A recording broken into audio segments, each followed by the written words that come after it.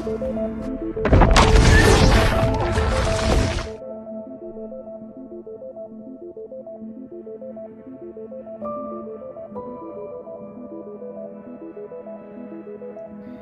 para pecinta film, selamat datang di One Day Film. Di video kali ini, saya akan membahas sebuah film yang berjudul Love and Monster. Film ini akan mengisahkan tentang sekelompok orang yang mencoba bertahan hidup di tengah kehancuran dunia. Hal ini diakibatkan karena serangan hewan berdarah dingin yang bermutasi menjadi monster karena terkontaminasi senyawa kimia dari peledak nuklir. Baiklah, tanpa berlama-lama, langsung saja kita masuk ke pembahasannya.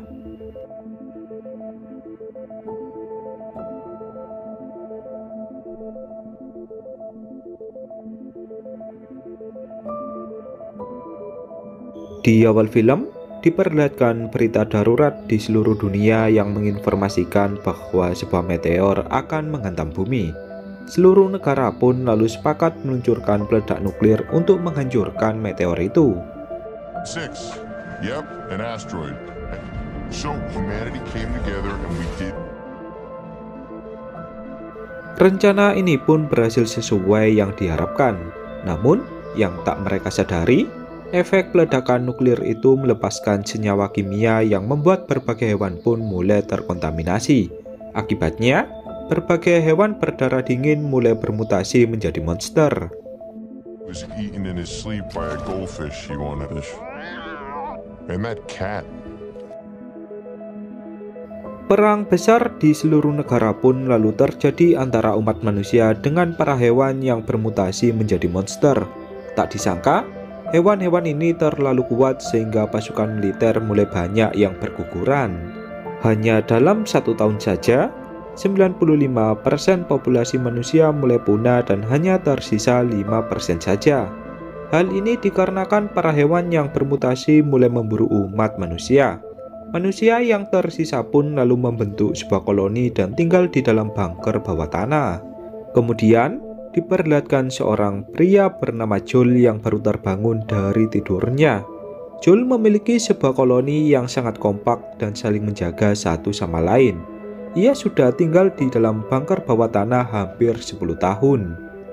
We only have one cow. The chef of the bunker. Joel bersama anggota koloninya bertahan hidup dengan berkebun dan juga beternak di dalam bunker. Mereka semua telah menganggap koloni mereka sebagai keluarga. Suatu hari, bunker bawah tanah mereka berhasil ditembus oleh salah satu monster yang membuat mereka pun merasa panik. What's going on? We're breached. Beberapa orang terlatih lalu dikerahkan untuk melawan monster itu. Joel lalu mencoba mengajukan dirinya untuk ikut melawan monster itu. Namun, sebagian besar mereka merasa tak setuju sebab Joel tak pandai bertarung. Melalui radar pendeteksi di dalam bunker, mereka semua menyaksikan anggota koloni mereka yang bertarung dengan monster itu.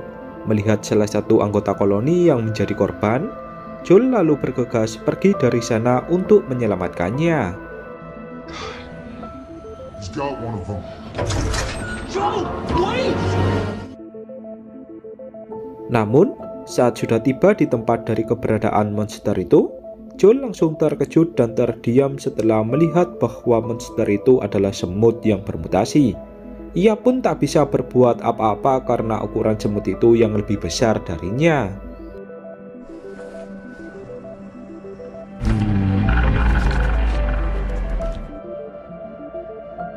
Beruntungnya, datanglah kedua teman dari Joel yang langsung membunuh semut itu. Joel lalu menyadari bahwa dirinya memang tak pantas untuk melawan para monster.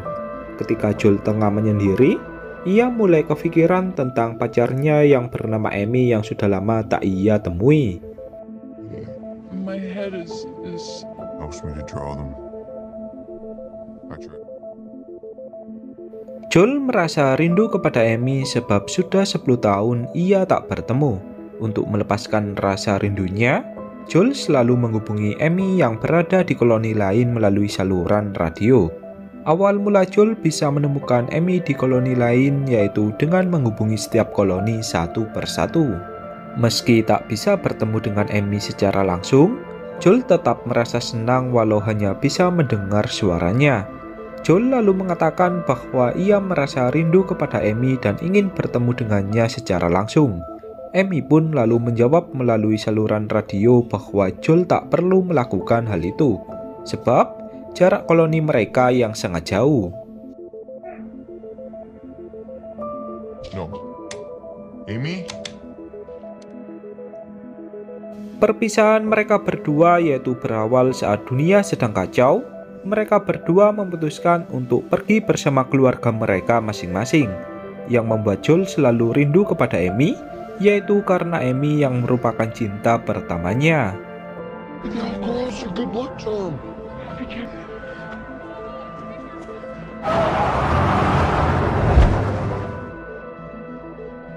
Ketika Joel dan anggota koloninya sedang membahas perbaikan bunker, Joel malah mengatakan bahwa dia ingin pergi ke koloni Amy berada. Semua orang pun langsung terkejut dan menganggap bahwa Joel sedang bergurau, sebab orang yang terlatih saja hanya bertahan beberapa jam di permukaan, apalagi dengan Joel yang tak berpengalaman di luar sana. Joel tetap memaksa untuk pergi karena ia ingin menemui Amy. Joel juga mengatakan lagi pula ia tak berguna selama ini. Daripada ia menjadi beban di dalam koloni, mending dia mencoba hal baru di luar sana. Pemimpin koloni pun tak bisa mencegah Joel jika itu adalah keputusannya. No, not. Come on, I don't do... Doesn't sound as important when I say it. Sebelum pergi, Joel diberikan beberapa bekal makanan dan sebuah peta agar dia bisa menemukan tempat dari koloni Amy berada. Meski peta itu merupakan satu-satunya peta yang dimiliki oleh anggota koloni, mereka tetap memberikannya kepada Joel sebagai support kepadanya.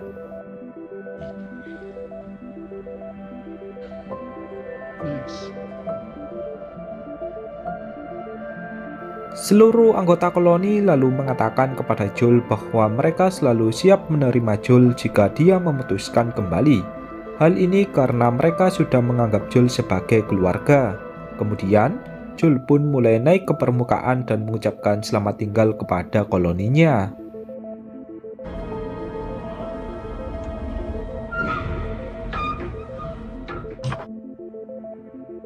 Untuk pertama kali, Joel kembali menghirup udara segar di permukaan setelah 10 tahun tinggal di bunker bawah tanah. Ia lalu melihat petanya untuk menentukan jalan mana yang harus ia pilih. Setelah itu, ia pun mulai melakukan perjalanan.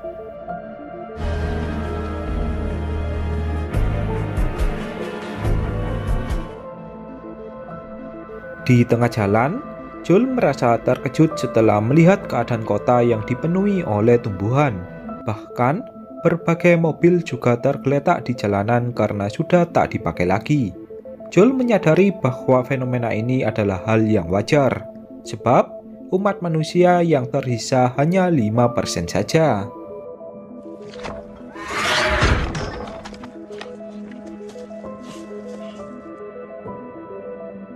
Ketika Joel melewati sebuah rumah kosong, ia pun merasa terkejut setelah melihat seekor katak yang berukuran raksasa. Katak itu tak lain telah bermutasi dan berubah menjadi monster. Joel lalu mencoba kabur dari sana sebelum katak itu memakannya. Saat Joel akan tertangkap, muncullah seekor anjing yang langsung menyelamatkannya. Anjing itu mencoba melawan monster katak dengan menggigit lidahnya. Setelah berhasil lolos, Joel diajak oleh anjing itu untuk bersembunyi di sebuah bus.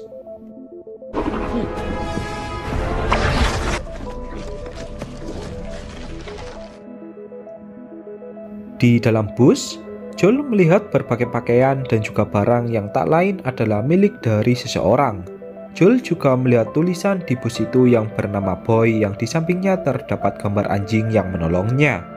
Joel pun menyadari bahwa anjing itu bernama Boy.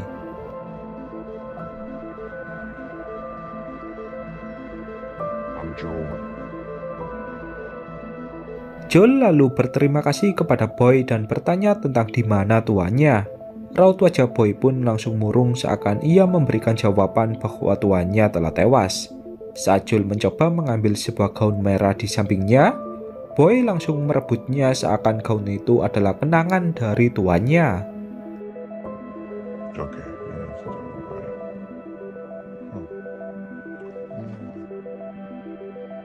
Joel lalu meminta izin kepada Boy bahwa dia ingin bermalaman di tempat ini. Ia juga berterima kasih kepada Boy atas pertolongannya sebelumnya. Kemudian, Joel pun mengucapkan selamat malam kepada Boy dan memejamkan matanya. Keesokan paginya, Joel menggambar Boy di dalam buku hariannya yang berisi berbagai kegiatan dan juga monster yang pernah ia temui. Selama di koloni, Joel menggambar semua monster yang pernah memasuki koloninya.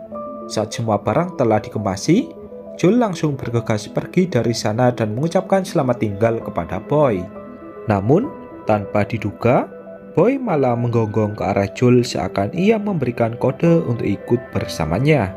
Merasa jika Boy bisa menjadi teman di perjalanan, Joel pun mengizinkan Boy untuk ikut bersamanya. Boy juga memberikan gaun tuannya kepada Joel sebab hanya gaun itulah yang mengingatkan Boy kepada tuannya. That's really gonna have to stop.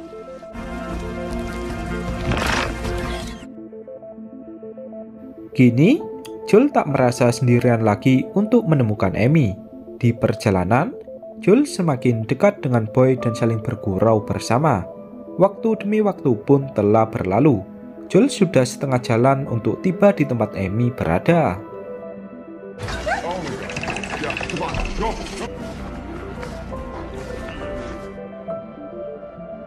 Saat Joel merasa lapar dan ingin memakan buah beri, Boy langsung menggigitnya seakan memberitahu bahwa beri itu beracun. Joel tak menyangka jika Boy mengetahui banyak hal daripada dirinya. Ketika kembali melanjutkan perjalanan, Joel tiba-tiba terjatuh ke sebuah lubang yang cukup dalam. Di dalam lubang itu, banyak sekali terowongan kecil yang mengeluarkan suara aneh. Ditambah lagi, ada tengkorak manusia di sana. Joel menyadari bahwa lubang itu adalah tempat tinggal dari sebuah monster.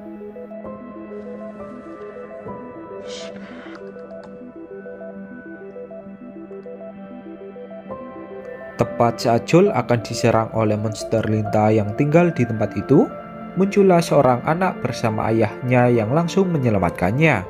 Kedua orang itu lalu meledakkan lubang tersebut setelah berhasil menarik Joel ke atas. Joel pun lalu berterima kasih dan bertanya tentang siapa mereka.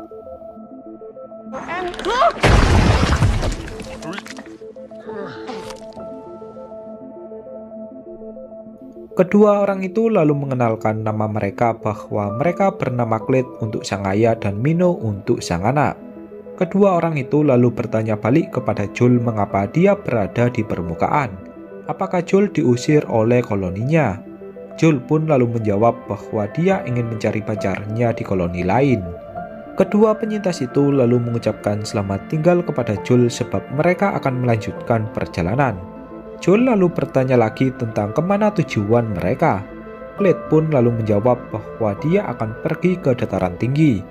Alasannya karena dataran tinggi lebih sedikit monster daripada di dataran rendah.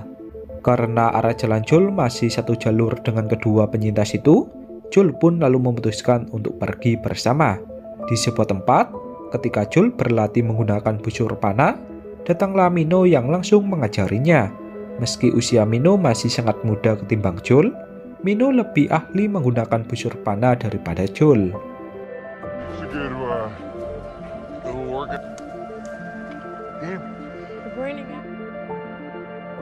Saat mereka kembali melanjutkan perjalanan, Clyde menjelaskan kepada Joel bahwa tak semua monster bersifat jahat. Terkadang, ada monster yang tak memburu manusia. Joel lalu diperintah oleh Clyde untuk melepaskan bajunya, sebab baju dari Joel telah terpapar lendir dari monster katak. Kemanapun ia pergi, pasti monster katak mengikutinya.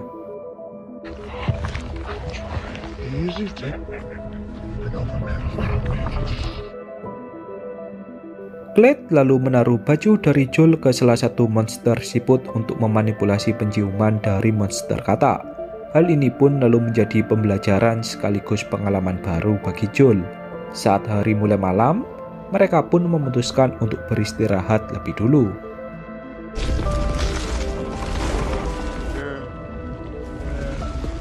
Reverse.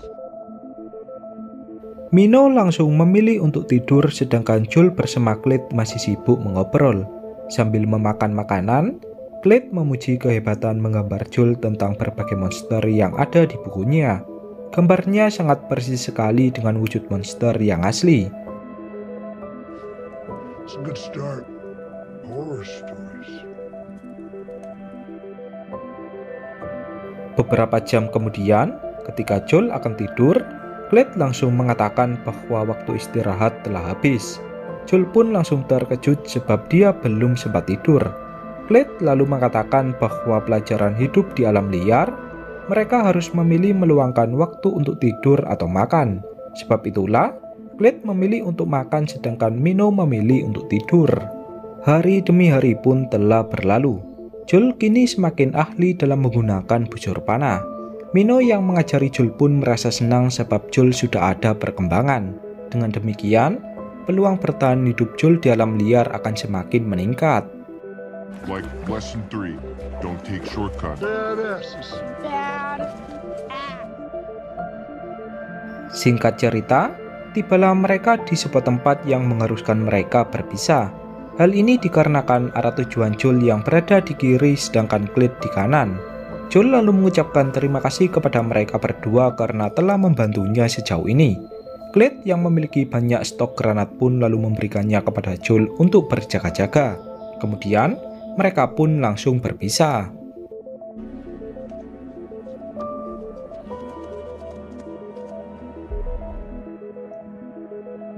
Saat Joel kembali melanjutkan perjalanan dan melewati sebuah rawa, Boy pun tiba-tiba ketakutan seakan ada sesuatu di sana. Benar saja, muncullah monster kelabang yang langsung menyerang mereka.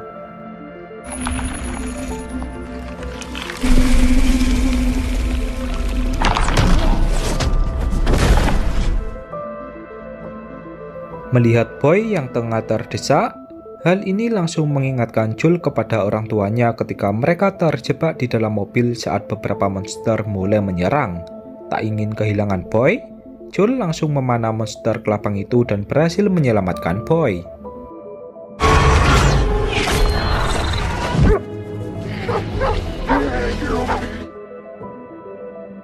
Malam harinya, ketika mereka beristirahat di sebuah rumah kosong, Joel melihat sebuah robot kecerdasan buatan yang hanya dimiliki oleh orang-orang kaya. Robot itu bernama Mavis. Joel merasa takjub sebab ia baru pertama kali melihat Mavis secara langsung. Selama hidupnya, ia hanya melihat Mavis dari TV. Mavis adalah robot yang sangat pintar dan suka membantu manusia. Joel lalu meminta aliran listrik kepada Mavis untuk menghidupkan radio. Ia pun lalu mencoba menghubungi Amy. Saat tersambung, Amy langsung mengatakan bahwa dia dan koloninya akan pergi menaiki kapal. Ada sekelompok penyintas yang menolongnya. Joel pun langsung terkejut dan bertanya tentang siapa penyintas itu. Namun, sambungan radio langsung terputus karena daya baterai dari Mavis yang sisa sedikit. Mavis pun lalu meminta maaf kepada Joel karena tak bisa membantunya lagi. Perhaps you will have learned valuable lessons. Keesokan harinya, saat Joel bersama Boy kembali melanjutkan perjalanan, mereka pun diserang oleh monster cacing yang muncul dari bawah tanah. Joel bersama Boy pun langsung bersembunyi di balik pohon.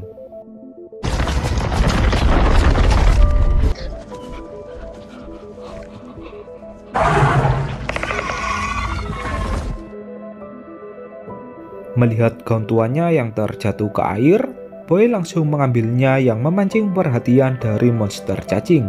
Dengan bergegas, Joel langsung mengambil granat dan melemparkannya ke arah monster cacing.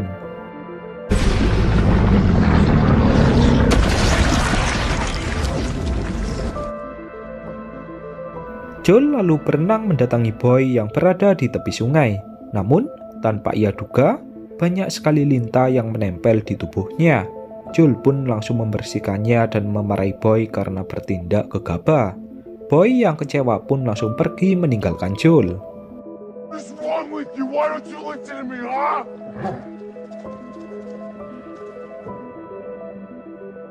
Kini, Joel harus melanjutkan perjalanan sendirian. Tak diduga, efek lintah yang menempel di tubuhnya membuat Joel mulai kehilangan kesadaran. Beruntungnya, Joel tak sadarkan diri di dekat dari koloni Amy berada, dan dia berhasil ditemukan oleh Amy yang kebetulan sedang di permukaan.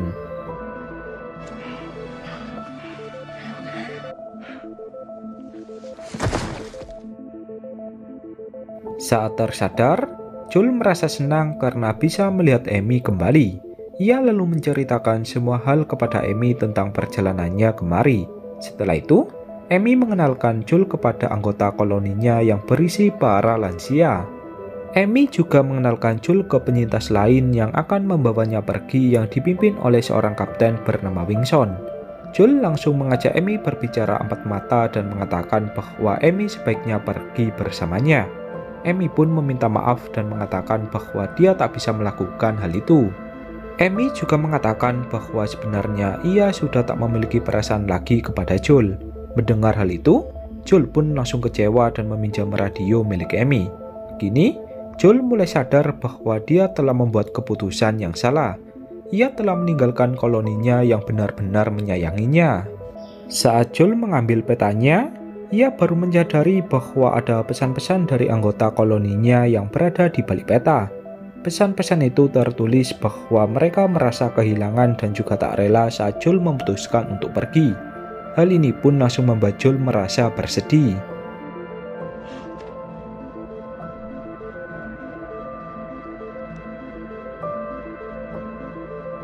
Saat Joel sudah tersambung dengan anggota koloninya, semua orang di koloninya pun langsung bersorak bahagia sebab Joel yang berhasil selamat.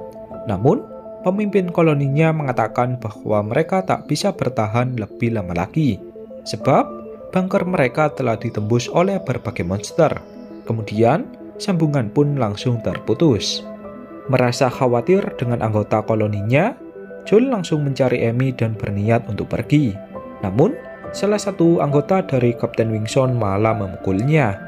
Saat tersadar, Joel melihat dirinya yang diikat bersama Amy dan juga yang lainnya. Ternyata, Kapten Wingson bersama anggotanya berniat menjara makanan milik koloni Amy.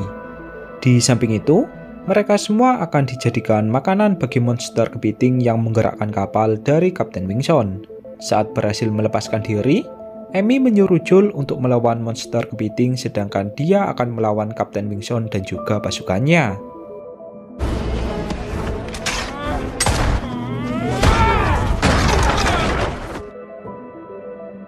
Awalnya, Joel berhasil melumpuhkan monster kepiting itu.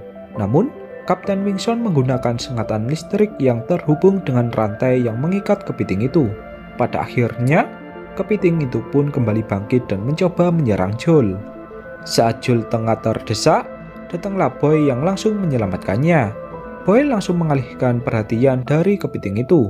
Akan tetapi, kepiting itu malah berhasil menangkap Joel. Amy yang membawa peledak pun langsung memberikannya kepada Joel.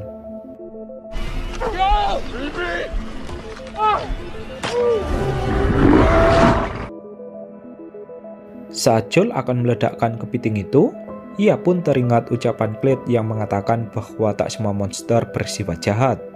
Joel lalu melihat mata dari kepiting itu yang seakan meminta tolong. Pada akhirnya, Joel lebih memilih meledakkan rantai yang mengikat kepiting itu. Monster kepiting itu pun langsung melepaskan Joel dan mencoba pergi ke arah kapal yang dinaiki oleh Kapten Wingson. Pada akhirnya, Kapten Wingson bersama pasukannya pun harus menjadi santapan empuk bagi monster kepiting.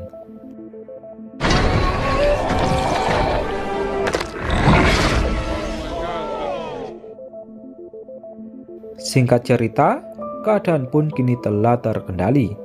Joel lalu memutuskan untuk kembali pulang dan berpamitan kepada Amy. Joel juga mengatakan mungkin mereka bisa bertemu lagi suatu saat nanti.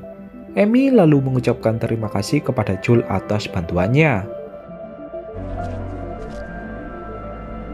And I survived 7 days on the surface. Setibanya Joel di koloninya, ia pun merasa terkejut setelah melihat keadaan bunker koloninya yang hancur parah. Joel lalu mengajak koloninya untuk pergi ke dataran tinggi untuk mengikuti jejak dari Clyde. Sebelum itu, Joel juga menghubungi semua koloni yang masih ada dan mengajak mereka semua untuk pergi ke dataran tinggi. Hal ini dikarenakan dataran tinggi yang dihuni lebih sedikit monster sesuai informasi dari Clyde. Joel juga mengatakan bahwa bunker bawah tanah sudah tak aman lagi. Jika mereka memilih untuk tetap tinggal, maka hidup mereka tinggal menunggu waktu. Merasa jika apa yang dikatakan Joel ada benarnya, semua koloni pun kini memutuskan untuk pergi ke dataran tinggi. Dan kemudian, film pun berakhir.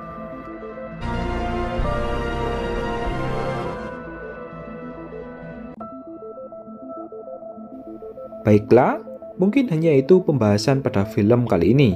Tak lupa, saya mengucapkan terima kasih kepada kalian yang sudah menonton. Apabila kalian menyukai channel ini, jangan lupa menekan subscribe dan juga like. Sebab, satu subscribe dan juga like dari kalian akan sangat berharga sekali bagi kemajuan channel ini.